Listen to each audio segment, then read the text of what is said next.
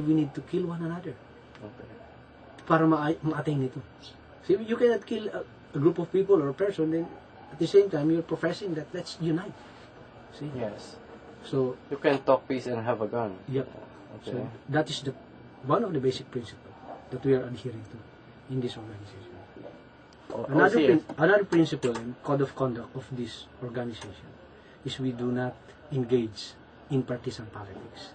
Not even my brother, pwede ko siyang i-endorse. I cannot ask kahit nag-isang tao to vote for my brother. Noong 2004, tumakbo siya.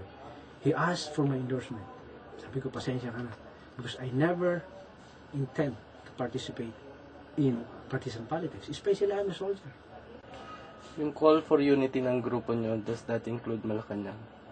It includes The people in everyone. power? No. We are not talking to them. We are presenting this first to the Filipino people. Okay.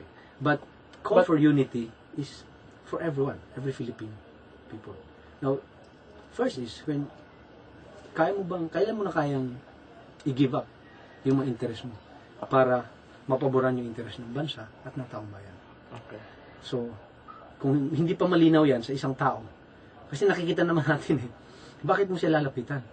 See, if all of a sudden, ginive up niya yung personal interest niya, political interest, party interest, at pinapaboran niya yung interest ng bansa, baka pwede mo na sabihin, look, we have this organization.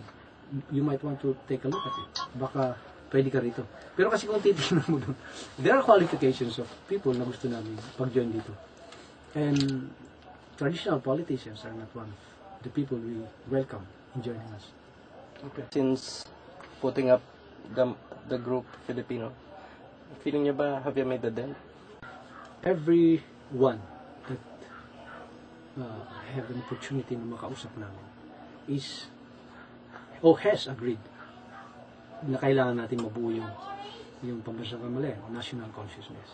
But then, sa national scope na buhay natin, wala pa.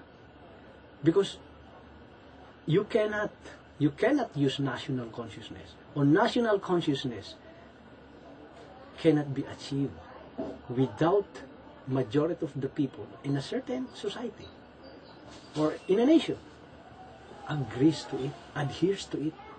See, that's why I want to discuss later on what's national consciousness. Because it is only by adhering ng mga tao dito sa vision, dito sa creation ng national consciousness, magkaroon siyang impact. Because it's a holistic approach to the whole country's problem. Hindi pwedeng magbuo ka ng 1 million in Metro Manila, then you start participating in politics and try to make a dent sa pambansa na kabuhayan o pampolitikong mga hindi yun. You have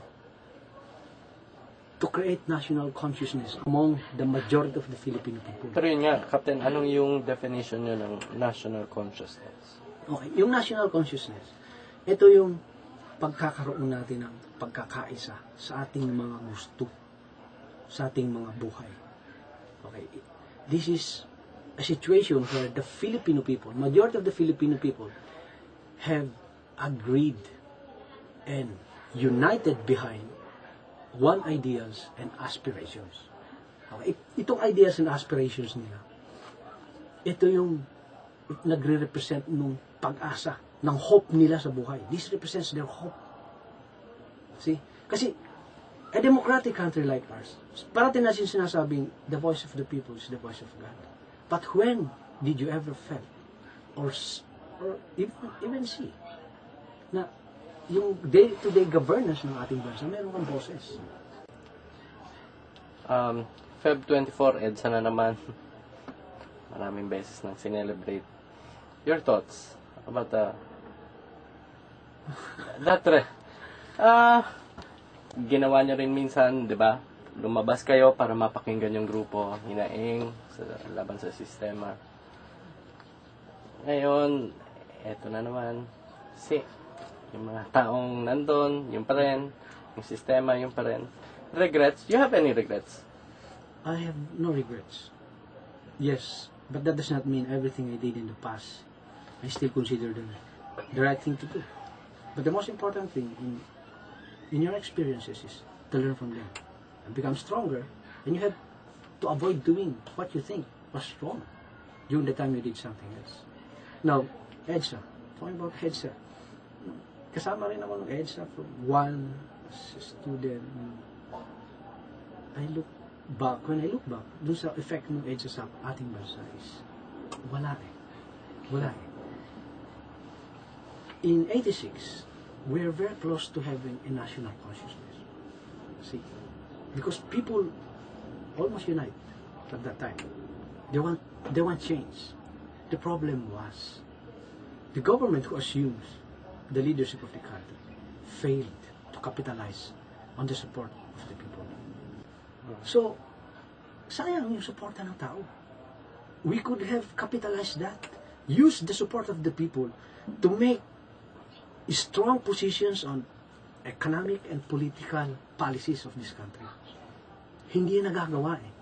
People in government define public office as authority, power, fame, etc. How do you define it? I define it as, one, you are the servant of the people. You're supposed to serve them. You're supposed to understand that you are there na binabayaran nila to serve them, to implement what they want. You have no power over them. You are their